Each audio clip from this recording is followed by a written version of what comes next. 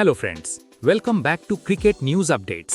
আইপিএলের সময়সূচি সম্পর্কে কিছু গুরুত্বপূর্ণ আপডেট এসেছে। হ্যাঁ বন্ধুরা, আইপিএল 2024 মার্চের শেষে শুরু হতে চলেছে। ক্রিকবাসের একটি প্রতিবেদন অনুসারে বিসিসিআই শীঘ্রই 6 বা 7 মার্চ সময়সূচি প্রকাশ করবে।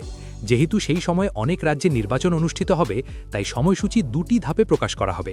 প্রতিবেদনে বলা হয়েছে যে আইপিএল সিইও ইতিমধ্যেই সমস্ত ফ্র্যাঞ্চাইজিকে জানিয়ে দিয়েছেন যে তারা শীঘ্রই অনুশীলন সেশনের জন্য নির্দেশিকা পাঠাবেন।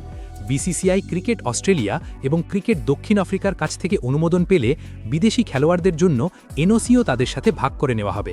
টুর্নামেন্ট পূর্ব অধিনায়কদের বৈঠকের বিশদও আগামী সপ্তাহের মধ্যে জানা যাবে। আরসিবি এবং চিন্নাস্বামী স্টেডিয়ামের কথা বলতে গেলে এই আইপিএল সংস্করণে এই স্টেডিয়ামে 7টি ম্যাচ অনুষ্ঠিত হবে। হ্যাঁ, তারা অবশেষে অনুমোদন পেয়েছে।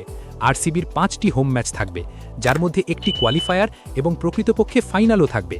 আরও বিশদ তথ্য প্রকাশিত হলে আমি অবশ্যই তোমাদের জানাবো। বন্ধুরা, এ বিষয়ে তোমাদের মতামত কি তা কমেন্টে জানাও এবং ভিডিওটি ভালো লাগলে এখনই চ্যানেলটি সাবস্ক্রাইব করো। Stay tuned for more cricket news updates only on Cric News. Thank you.